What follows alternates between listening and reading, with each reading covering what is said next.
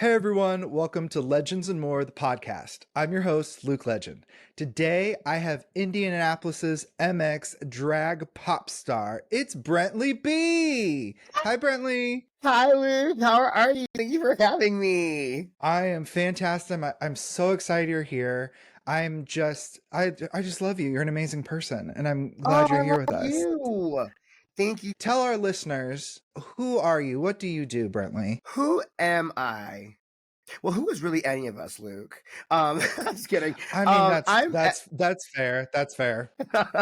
no, but I am Indies MX drag pop star Brentlee. I am the pink hair pop sensation that if you take like a various amounts of sugar and put it into like a bottle and just shake it up. That's me. I like to push the envelope on a lot of things. I'm wild. I'm crazy. Yeah, I do everything. I act. I do an drag actor. So I mean, that's always fun. Yeah, when people come to a Brentlee B show, what can they expect? Oh my gosh, high energy, insanity. I do some off the wall things. Like I just recently did a fast food show, and like it was an all fast food themed show. So ironically, I pulled some fast food chains into like a mix, like two different mixes, and it got wild. Let's just say that I had a mix that involved Destiny's Child and Kesha, and it got really wild over some burgers. Oh, I love Destiny's Child and I love Kesha and I love burgers. So that all sounds like a fantastic three-way I would love to be a part of. A menage a trois, as they say. So how Ooh, did you yes, some pickles what on the side. made you get I know, right? So how did you get into Okay. entertaining? Well, it's one of those things that I've always been like a natural entertainer just in life. Like I was the kid that would like literally put up like two bed sheets in like the middle of a tree and be like, "I'm putting on a show." Very wild. And so in a life I was a drag pop princess named Brittany Snow back in my hometown of South Bend. I did that for a few years, and then I put her in a box slash rehab and haven't looked at her since. And then I moved to Indianapolis in 2016, and I had met an entertainer named Apollo Venom Summers at the time, and they blew me away with what they did as an entertainer because I am a male presenting entertainer, but I wear makeup and I do like male covers of girl songs, and I was like, I want to do that. So that kind of led to like, hey, let me go to Zoni's, this bar that was a local bar that's no longer with us. And I was like, let me do the little open stage as like, just little thotty boy with like crop top and booty shorts and dancing to Bruno Mars and see where this goes. And then I one thing led to another, and I'd say about 2 years later, I became the pink-haired pop star that I am today, and I haven't looked back since. Well, that's really exciting. What do you think that your art says about you to people? I would say that my art in particular aesthetic is it. You ever seen the movie Rocky Horror Picture Show? That's one of those things that I live vicariously through that film, and it's always been a film that inspired me to do a lot of things in life. So there's a quote in that movie that is "Don't dream it, be it," and I've always inspired myself to be like the inner pop star that I am, and so my aesthetic is more hey, play with all the crayons in the box. Don't just play with the brown ones or the neutral ones. Play with all the colors in the crayon box. And do what makes you happy at the end of the day. That's all we're ever doing is just we're basically clowns in wigs doing, Beyonce numbers. So to me, I feel that my drag just kind of represents like do what makes you happy, whether that's I want to be a this type of performer or like a this type of performer. Do what makes and at the end of the day, that's going to be what excels you in your drag career. Yeah, absolutely. Do you think that have you come across anyone that's asked you to perform certain songs or certain types of shows that you didn't feel comfortable doing? So I guess like not really per se shows, but like I will say in the pageantry world, that's something that I do feel like in the beginning, I kind of was like, let me just fall because I kind of like grew up, I guess, in the drag kind of sense of you have to be one or the other. I moved to Indianapolis, and there was a lot of like people that basically kind of were like, you need to either be in a boy box or you need to be in a girl box. There's no really in between. And there was actually a performer who doesn't even live here anymore. I don't think he actually performs anymore, but he basically told me, like, I would say like first show I've ever done in my life. Basically, was like told me like after the show, with what you do as a performer, you'll never make it on the main stage of Indie Pride, and you won't really amount to much in this city. And I was like, what? So I was like, I had a lot of resistance when I first Rude. started from, a few. I know. And yeah, when I know names, but I definitely took that and I like kind of propelled my drag. Name them. I let it fuel me. And then name him. His name was at the time. I don't know what his like out of stage name is. I think it's like something. Fit. I I know exactly what you're talking about. Say their names. I can't Like that's the say their names. Yes. No, say their we need to name. normalize if people tell you that you can't do something or that you're not good or something. We need to normalize outing that person, because this isn't about doxing. It's about telling people that you are a It's crap true. person and nobody should come around you. Sorry.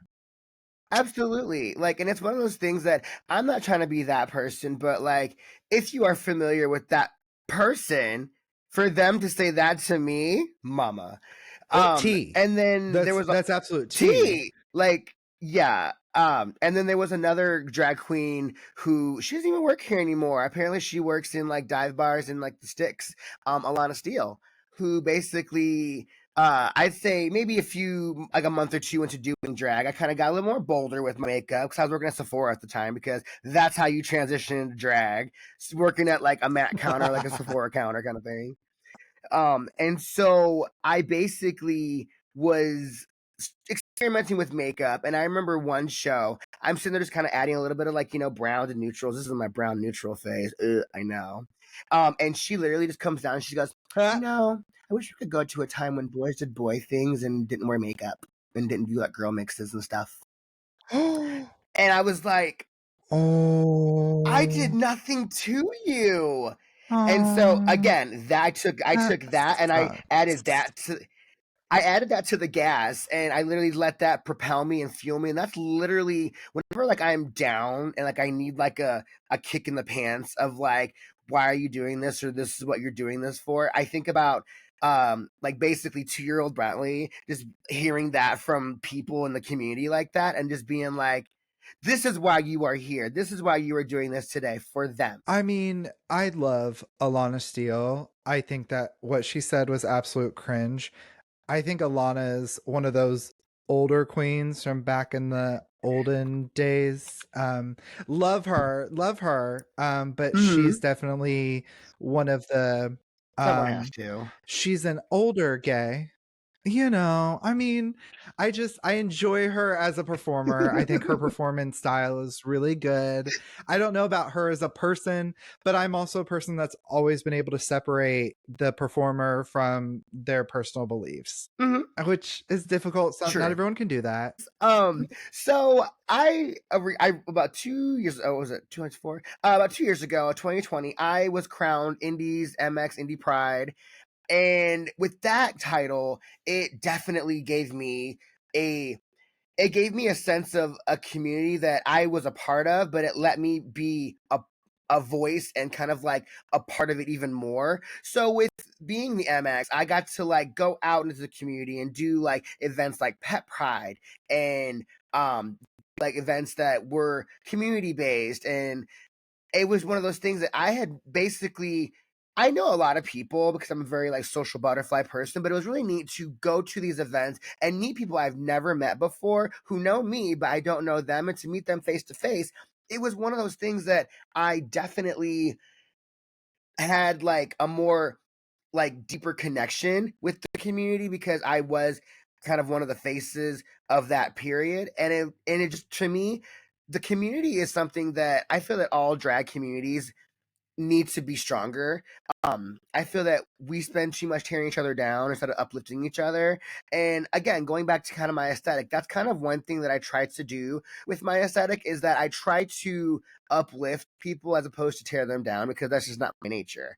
And I feel that it's kind of like, if we gave like 2 extra hugs in the world, like I feel the drag community would be like a lot more of like a fiercer, like more community tight knit place, in my opinion. But that's just me. No, hugs are so important. I wish people understood like hugs. There's literally science behind hugs and how if you hug somebody at least 20 seconds, that it releases certain Yeah. endorphins and like trust hormones and all kinds of stuff, right?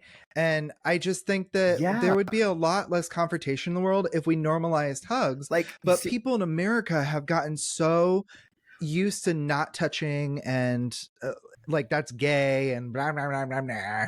yeah. Like, and for me, I definitely feel that like I'm a hugger. I love to hug. I basically get told I have a really good hug, and I'm like, I don't even know. That's just me giving a natural hug, and people are like, "You give the best hugs," and I'm like, "That's just me giving a hug." And I do feel that, like, I find that when I hug someone, like hold them close for an extra second, it gives me like that, like, it gives me that endorphin rush that I'm like, oh, good. Have you had any super weird fan interactions? Mm, I I know I wish I could say that I have, but I don't think I really have. I don't know. I mean, like, I mean, besides like typical drunk people being like, "Oh my god, I love you so much," and like the girls are like, "Your makeup is so pretty." No, I, I know, like, knock on wood. Thank God, I have not really, but I feel like I feel that if I were to actually like sit and like be like, "Have I?" I think there might be like one or two, but they weren't like of like, oh, okay, like, like being like, at an event or something like caliber and someone gets like a little too like wants to start like, touching the hair or like, it's like, okay, personal space, thank you. So yeah, no like stalkerazzi type of thing. No one being like, hey, like what's up? Like, no, we're not doing that. I wish I had that Do you story have for you, but I people that don't think try I to do. hit on you simply because you're like an entertainer? You know what's really crazy? I'm like the opposite of like a drag queen, I feel, because I feel that like drag queens are like they're gorgeous and they're beautiful. So like with them, they give off the like female illusion. And like with me, I feel like I am kind of like I'm a cartoon character. So I mean like if you're into that, cool. But like for me personally, I don't really think anybody like wants to like really like, no, I feel that like there are people more see me like, oh, as like, boy Brentlee, and they're like, oh wow, you're really cute, you're really hot. I'm like, oh, thanks. But like in drag, I feel that like I don't really get the like, oh, you're so cute, you're so hot. It's like I get more of like basically like if you have like a Steven Universe kind of like vibe of like, oh hey, I think you're cute, like in like a cartoon little plushy boy kind of way, I'm up your Oh, that's alley. like an But anime most vibe. people really aren't. Kind of, sorta. I mean, I would say that I have more of like a anime like vibe, Cartoon Network vibe. So I mean, there are some people that like that kind of stuff. And hey, if you do, What is of like the Brentlee, goal of like where do you want to take? Yeah. the goal of me is to a just continue just being like this like pink haired like bubblegum pop star that I've been being. I love them so much. Also I would love to have the I have the aspirations of like doing something bigger outside of Indianapolis. I really want to go to a show called Camp Wanakiki. That's on my bucket list to do for What's that? sure. Um Camp Wanakiki? You never heard of it? Oh wow. Wow. I love that. Never Okay, heard of I it. can tell you about this. Oh work. So Camp Wanakiki is kind of like the other drag show. The first one, not the second one. Not the scary one, but the pretty one. Um and it Drag basically race. like Drag Race, yeah, okay. So I don't know, we can say here or not. But yeah, it's like basically Drag Race in the middle of the woods. So like you kind of go, and the whole purpose of the show is you compete in like these camper-esque activities. Like this week we're getting our water sport badge, and it has nothing to do with like Oh, water sports. Oh, but they make it fun. It's very like campy fun vibes, and the whole premise of the crown is the campiest camper of the camper season. And so they usually pick the about campiest 10 camper. camper. Ooh. Oh, that part. And so they pick like 10 people from like 10 drag artists from all over the world. I think they just opened it up to Canada. And I've auditioned for the past 2 seasons, and last year I actually made it to like the top. Like I got the interview process. I met with the host like via like FaceTime. Was fun. I didn't make it to the top 10. I was like a very like close like top 11. So it was one of those that I was a little Not sad top about that, 11. but top 11, they only take 10 campers. But the letter that they sent back was very like sweet, and it kind of like kept me like, let's just keep on going, because it was very much like this isn't a rejection. This is just a, hey, cook up for about 5 more minutes and then Not come right see us now. next summer kind of thing. Yeah, it's not your moment. And I took that like, okay, let me just take that with like what that is, and then I will enhance my, what I do, because I think at the time I didn't know how to sew. Like, and that's a big thing, a big component on like reality competitions now is you have to learn how to sew or know how to sew at least a That's so garment or a weird. something. It's I know. 2024. Like, why? I don't understand. Like, nobody sews anymore. Everything is just. I don't. I'm. Made. It's me being old and saying old things, but yes, continue. No, but so like it's one of those things that like I didn't know how to sew last year. And so I definitely went and I kind of got myself into like, let's focus on what we can do so when time comes around next summer, I can be fully prepared. So over Christmas, I said, Santa, listen, I need a sewing machine. I need to go to Camp Wanakiki. And so he brought me a sewing machine, and I kind of just started sewing left and right. I actually made accessories for an outfit for a photo shoot I did recently, and I created an outfit. I have this Tommy Pickles mix that I did, so I literally made a Tommy Pickles actual costume, because you really can't just find like a Tommy Pickles costume anywhere. You have to kind of like be creative. So I mean, as simple as like, cropping a top and putting a double stitch on it, and then I found like, um I know and it's so weird when I do this number, because Tiny Pickles is a baby. I had to get like, actually, this is kind of adult diaper type of situation for this number, but I did add the little like yellow little strappy thing, so it Sexy. looks a lot. Yeah, I know. Like, and it's one of those things that I have this mix that I just thought I would do this at PopCon and just do it for a night, be done with it, and maybe bring it out every now and then, maybe a Halloween number. No, it is one of my most requested like numbers to do at shows. Like, I will get like show producers be like, "Hey, can you do that Tommy Pickles number for this mix or for this show?" It's like, sure. It's That's when you know wild. I that I you're mean, actually doing something that people enjoy, and that when they're requesting, like, "Hey, I really love that. Come do that for us." yeah, and it's so like it's so down to earth thing for me, because like I say, I have a weird like brain as far as like when it comes to mixes and things of that caliber. I literally will catch a beat or like a note or like a quote or something and just run with it.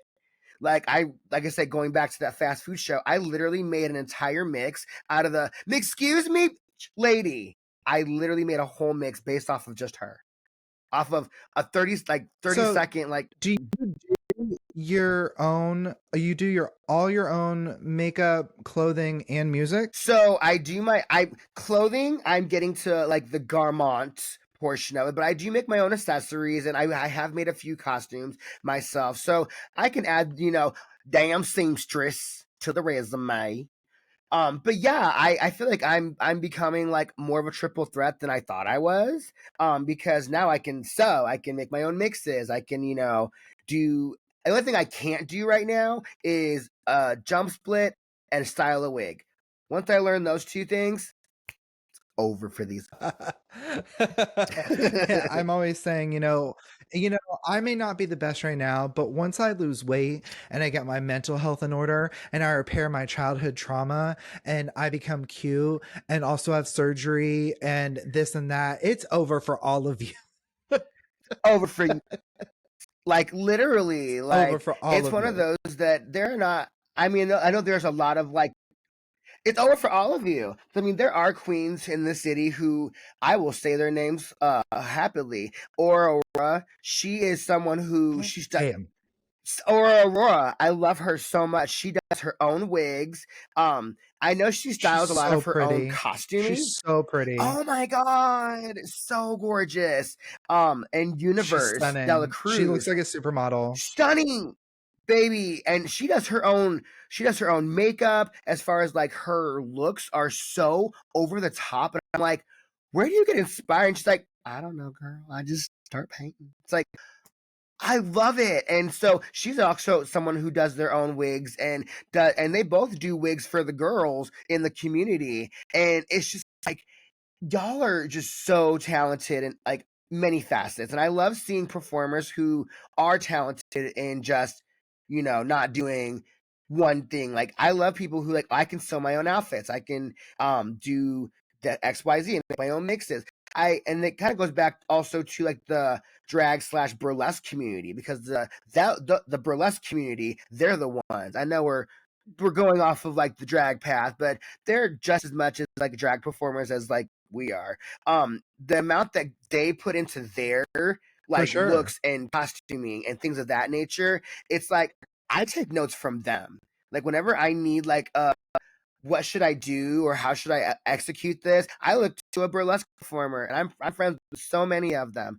And I'm just like, I look to y'all, Max Maneater, Daddy Desire. There are so many, Minnie Ryder.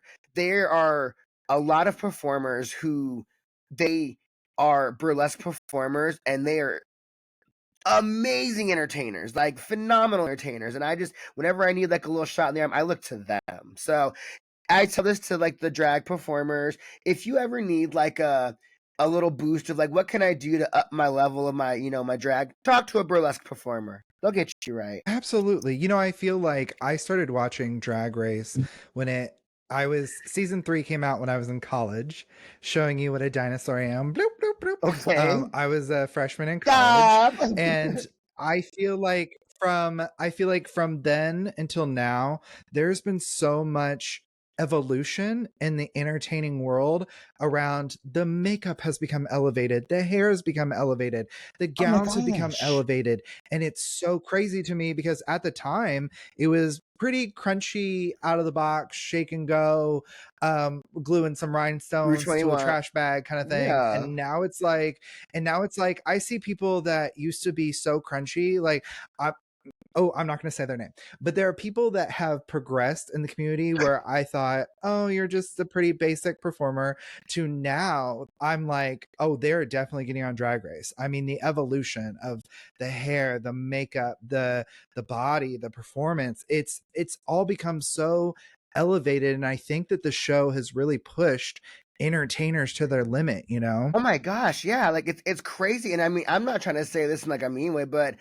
we're in like a time where the girls are out wigging Rue at this point. Oh, Like I feel that the 100%. girls are going on these 100%. seasons, and they are, and like, and Rue's like, and I'm not saying this like in a bad way, but I just feel like these girls come in with these huge packages now, and it's like, wow, like, and the amount of money No, I that think goes somewhere into Rue it had is said herself insane. if she tried to compete now, she would not win. She could not. Ooh, I mean, I'm not trying to say this in a negative way, but there'd be no way, because she Rue No, knows, she she she knows. can't Listen, I move did and what do I the did. splits, and yeah, yeah. Yeah, She's because I a mean, these girls, legend. they become with Absolutely. But yes. you know, I'm just saying. And may the best entertainer win. Now Win. if Rue and right. If Rue and a production company wanted to do a type of drag race show that wasn't just drag queens, but was a mix of all entertainers and LGBTQ artists. Is that something that you'd be interested in doing? You know, I feel like that's something that I honestly have thought about. I know like from like personal experience and personal relationships, Blair St. Clair, my sister, she's gone to Drag Race twice now, and she tells me like the things that they're like what it takes to be there, and she's always pushing me to like do my best and be my best, and I feel that I would take like any knowledge that she would give me and I'd be like, you know what? Let's just go for it. If I got the call saying, hey, you're gonna be there. I would turn to her so quick. I'd be like, Blair, what do I do? Give me some tips. It's great. It'd be great to have kind of like an insider that has been there. I'd reach out to Silky, my cousin. I'd be like, hey, Silk, let me know how to do this because I definitely feel like I With would the go good milk. in with the good Silk with the good milk. Yes. I would want to go in like I want to present the best I can present. And if I don't win, I want to at least go down and say, I gave my 110%. And I would love to have, the backing of like the everybody that, has been there to be like, hey, this is what you're gonna be faced against. And I'm like, cool. I just need that little fire to get me there. That little spark. Yeah, no, I totally get that. I think I've also felt along lines of the same because I feel like they really push these drag queens specifically on Drag Race to do specific, you have to do everything, you have to sing and act and dance.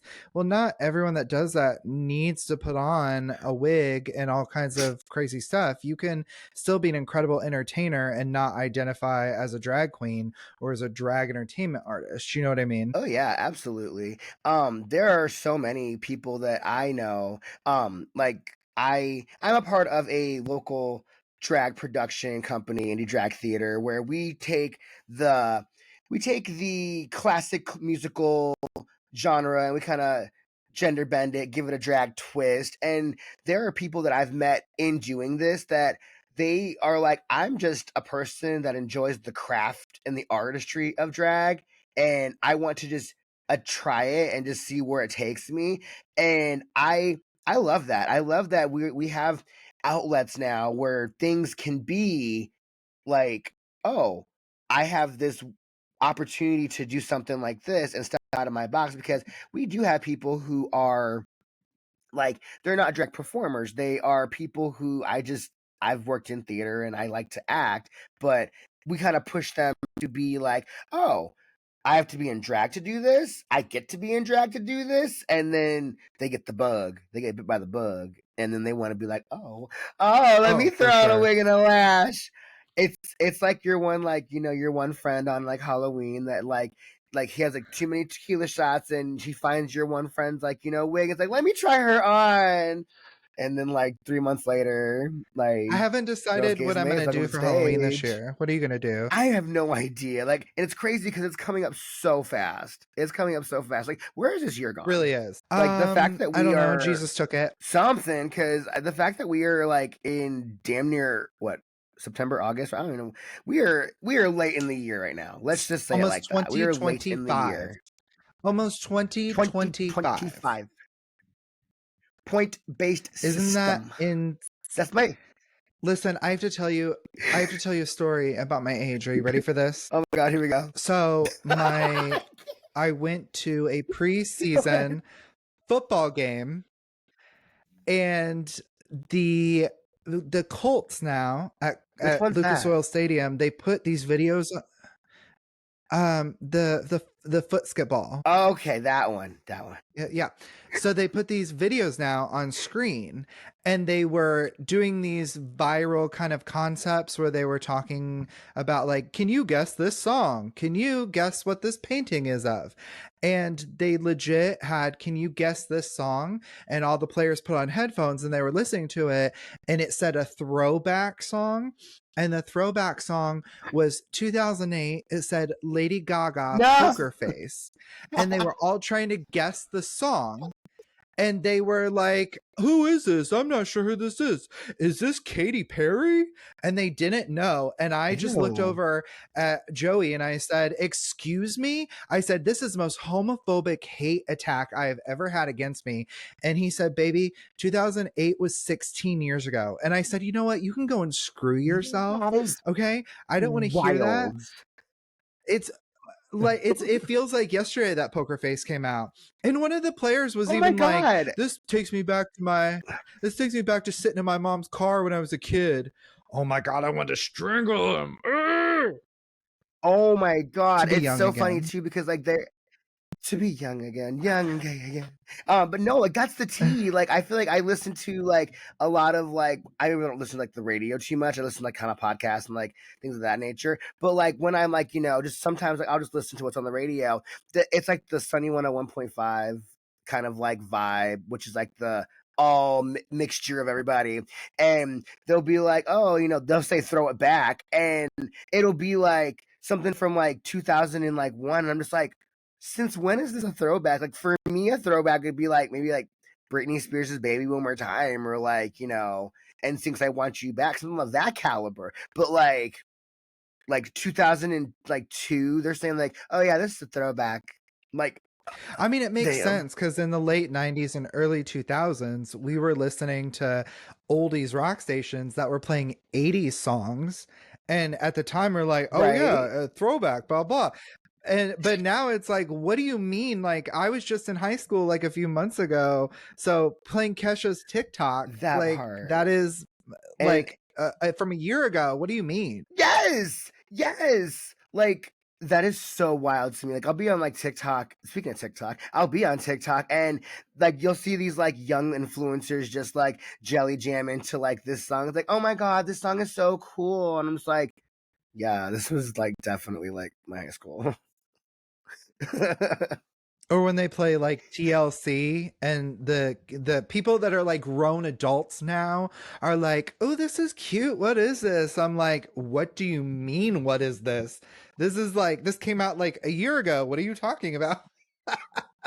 Even Right? though like Left Eye Wish You Like Die in like 2001. I forget. I know, right? Like I literally feel like I'll be like, oh, this was like XYZ years ago, and it's like that was actually this long ago. It's like, stop it, really? That was 2007. Oh yeah. like Was it like I think it's anything been like it, I think it's been 20 years since Mean Girls came out. that's wild. That is wild. Yeah. Isn't that I mean, that's 20 years. Like, what are you talking about? I'm only like 22. What What do do you you mean? mean? What do you mean? What? I said that maybe when I was like No. two. What do you mean 20 years? Like it's that is so crazy that like I feel that like 4 years ago, like it took like 18 years off the world because I feel that like there's no way that that was that long COVID. ago. Yeah, the panorama. It was Mm. absolute the vid. Yeah, it was absolutely it definitely changed the world. For worse, for better. It was so changed. Who can say if I've been changed for the better, but I don't know. You know what I'm saying? I know. So let me ask you Yeah, something. yeah. When it comes to entertainment, I want to ask you specifically about cancel culture. What are your Ooh, thoughts on okay. cancel culture? And like, do you think it's okay? Do you think it's not okay? Do you think it's taken too far sometimes? Give me some more of your thoughts on that. I feel that there are things that people do need to be accountable for, and especially in this day and age, and like the culture that we are in now, I feel that it's very much that we are very woke, kind of like I'd say world now. I will say that there are a lot of things that you kind of have to look at the context of it. You have to look at who is actually saying this, how they're saying it, because again, it could be one of those things that it is something that is said like, oh man, like I said this dumbly, but I apologize for it. Like even like I guess like a prime example in like the media right now is Blake Lively. She said something like about like something transphobic. Like I don't even know. Like back in 20. like 2012 or something of the caliber, like back in like Gossip Girl days, like season 6 Gossip Girl. So that was so long ago. Like she's like, I'm a mom now. I'm ready to run rounds. She's grown up, and it's one of those things that I feel that it all depends on the context of things. If this is something that someone is like resurfacing just to be a douche about it, that's one thing. That's like I'm not gonna like cancel somebody because of what they said when they were like 18 years old, 22 years old, kind of thing. Because I could probably go back to my Twitter or go back to my like Facebook and just be like, oh my God, I said some pretty like, spicy things back in the day, but it's not like I meant it in a mean way. It's one of those that I was young, I was naive. So, you do say things when you're young and you're naive. But I definitely feel that if someone is blatantly being like transphobic, racist, or anything of that nature, it's like, okay, you need to pump brake and you need to like see why this is not right. And it's just kind of one of those that I guess going back to like the actual question, I just feel that it all depends on the context of things. 'Cause I feel that like some people, they do say things and they don't think about it, and it's one of those like I can't fault them because they didn't know. But if somebody who is wiser, older, mature says these things, it's like, no, like what you used to could say, we can't say no more. Like we can't make these references, we can't make these jokes anymore. It's like watching like movies that we grew up with, like 90s movies especially, and some of the things that we can't really make these jokes anymore. We can't say these things anymore. Like one movie that I call my favorite problematic movie ever is Drop Dead Gorgeous. That's one of those movies that in today's society, we could not tackle any of this. I mean, that film it's basically surrounding like a all girls pageant in like this small Minnesota town. It deals with, neurodivergency references and, body issue references. And it's just one of those things that's like, in the 90s, yes, this was the joke. This was like what was funny then, but now it's like, oh no, we couldn't make this movie like ever in real life. And I feel that like cancel Oh, for culture sure. is gotten kind of it's gotten so out of control. Like I feel that someone is willing to just like completely throw somebody off of a bridge because of one minor comment. And to me, it again, like I say, it all depends on who is saying it, what the context of it is, and how I don't want to say how awful it is because I mean some things people say can be really hurtful, but like I definitely feel that cancel culture it it can be quite brutal. I think that It that's just can, one of and I those. think I think it's comes down to like how society. I guess for me, I struggle because some people truly say things out of ignorance. They don't know better, right? And they're not educated, and they Absolutely. say it, and then they are educated and they apologize and they say, I'm so sorry. I had no idea. I promise to do better and work on this and learn more and all these things. But there's still such a large group of people that say, nope, sorry, that's not enough. You made your grave, you lie in it, you did this one thing and now you can never get back up. Yes. And I worry about that kind of Yeah. mentality because people make mistakes, they change, they do change. And I think that sure there are a few people that say sorry just because they don't want to be canceled, but then there are some that are like, no, I'm truly sorry, I truly had no idea, right? Because it could be anybody, it could be me, and I'm terrified that some moment I'm going to say something I truly didn't know was offensive, and then everyone's going to be like, nope, you're done for Yeah. life, goodbye. Yeah. And it's so hard because I don't I don't like know how to like really put it into words, but it's so hard to like know or not know like what to say and what I guess paths like not the eggshell. I don't want to say eggshells because that just sounds really bad. But it's kind of one of those like the things that you have to like kind of like take into consideration that this can be taken as offensive in today's society. And I feel like that's just something Have you that seen the it video of Rihanna sweating like crazy because she was doing an interview about her clothes and she was like, "Yeah, it's for all men and women and non-binary and trends and all of the gender appropriations." And she was just sweating it out cuz she was like, "Oh crap, I shouldn't have said any pronoun." yeah.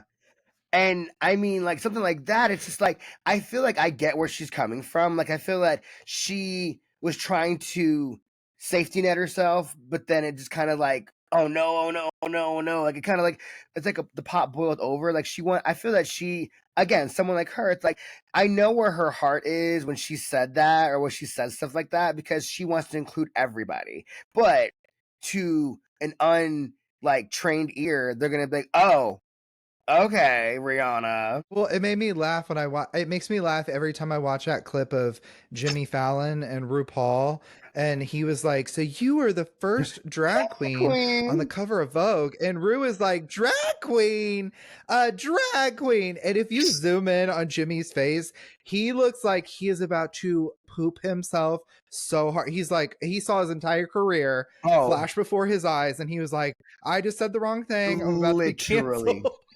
Like he quickly turned into the math lady just And when you saw when she was like, "I am the queen of drag," his face was like, "Oh Jesus, oh God!" I thought I was just. He was like, "I thought like the snipers were out. you, I thought I was about to get shot in the head."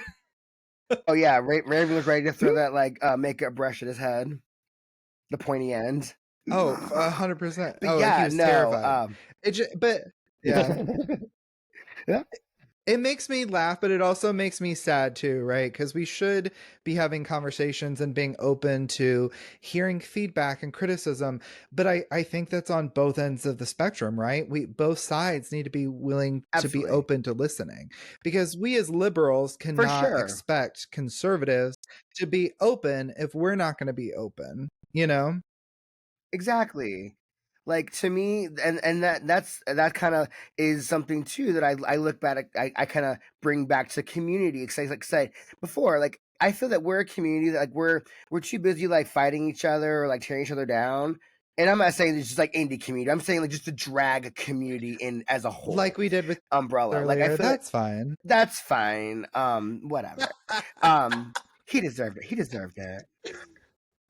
But no, like it's definitely like I feel that like I say it like nail gate or like hip gate or whatever those words like these older queens are like if you're not wearing nails or you don't have hip pads or you're even really doing drag or and then you got the younger generations like I don't need to wear hip pads or I don't need to wear boobs. This is my drag and so it's kind of one of those things that like for a while it was literally like every other week was if you basically wear hair clips as earrings you're not doing drag if you are Mm, doing if you're not wearing nails on stage you're not doing drag if you don't have this on or this many sequins on your outfit you're not doing drag and it got to a point where it's just like why are we fighting this battle why is this the issue in drag like for me, I feel that it's like if I don't have enough rhinestones on my outfit, okay, that's my prerogative. If I don't want to wear body or hips or whatever, I shouldn't have to.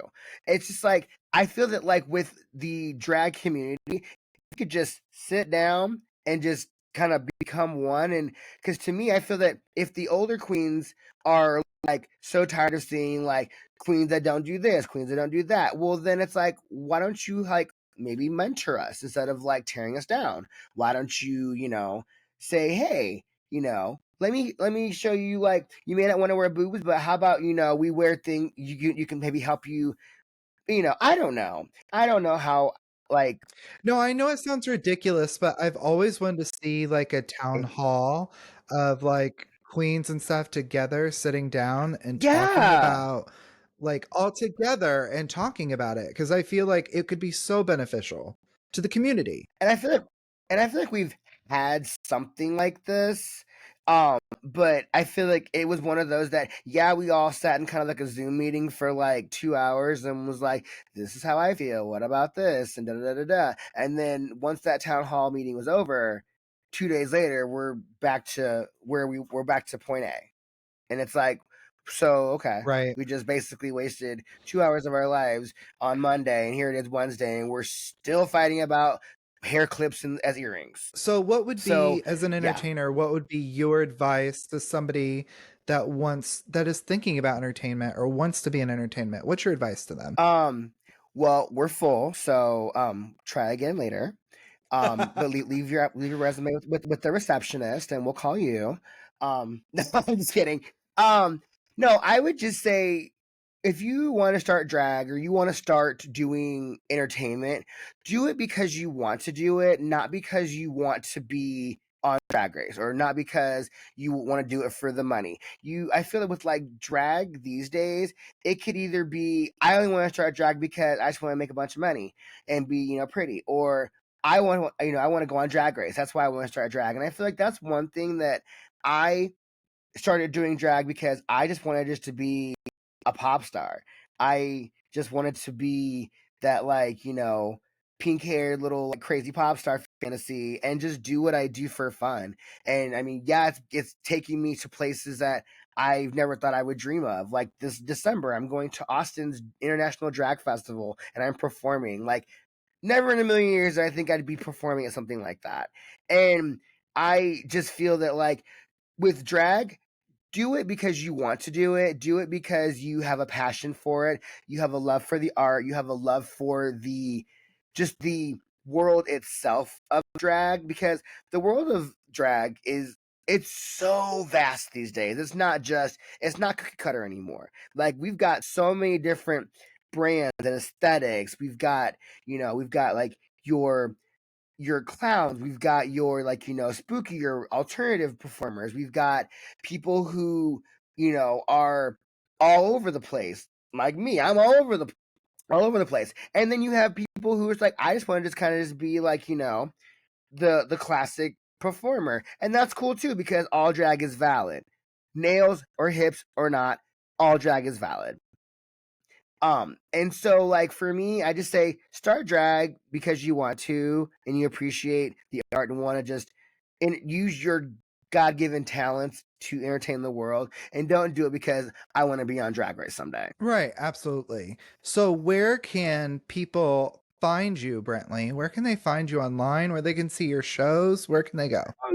You can find me all over.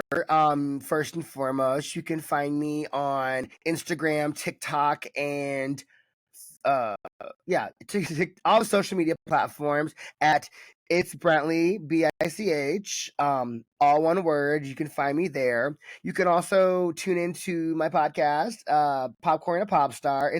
It's on back hiatus right now for the moment because I'm in development of a new show called Hi, It's Brentlee, which will be debuting very, very soon on all your favorite streaming platforms. So check me out there. And catch me all over Indianapolis. I definitely have a lot coming up. Halloween season is going to be very busy. So check out my Instagram, check out my Facebook, Brentlee Bich on Instagram and TikTok and Facebook. All the handles are the same. And also, too, you will definitely be seeing me a lot more in the indie drag theater world. So definitely come check out the actor side of me, the thespian. Thespian. I've heard that about you. Um, and yeah, just check me out wherever you get your all your news information. Well, they'd be checking you out, but I just want to clarify Brentlee is spelled Brentlee. And then Bich. Yeah, that's ooh. Also, yeah, check me out, or if you are in Austin December 5th through the 8th, definitely look for me. I'll be the pink haired little bubblegum pop star running around, so definitely look for me there. And yeah, just all over the place. Where can I And find you you, can Luke? I find haven't seen me you in so on long. um, Grinder, Scruff, Yes! Sniffies, Craigslist. Oh no, wait, I forgot they got rid of Craigslist. No, you can I was find about to say, me on all the social medias, TikTok, YouTube. Yeah. What they make? What they make? what? What did you say they make? Oh, I was just saying, like, they still, I thought Craigslist got canceled. Did they get shut down? They did, and then they made a website called Double List, and then Double List was like the new Craigslist for a while with the personals and stuff, but then they started What? charging. You had to pay a monthly fee, and I was like, and that's when Sniffies was born, and now everyone goes to Sniffies. Oh, baby, the sniffles will get you. Well, They'll get you every time. Brentlee used Brentlee, you stick around with me. I'm going to sign off. So thank you everyone for coming to another episode of Legends and More, the podcast. I'm your host, Luke Legend. And always remember, anyone can be an icon, but it takes somebody with heart to be a legend. Until next time, we'll see you then.